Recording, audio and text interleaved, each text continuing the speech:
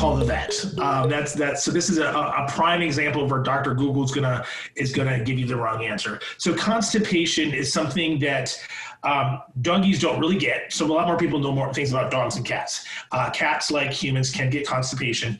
It usually is a sign of an underlying medical issue. Okay, it's not, quote, just constipation. So it could be signs of inflammatory bowel disease or IBD in people. It could be an issue with the food type. Okay, so maybe there's not enough fiber in the food. A lot of people are using these yuppie brands of food that have not been properly researched. Your cat should not be a vegetarian, just so you know. I'll throw that out there right now as my PSA for the day. Cats are obligate carnivores. They could eat a mouse every day and live long, healthy lives. So sometimes it can be an issue of the diet. Lastly, moisture. A normal cat should be passing at least a Tootsie Roll poop per day.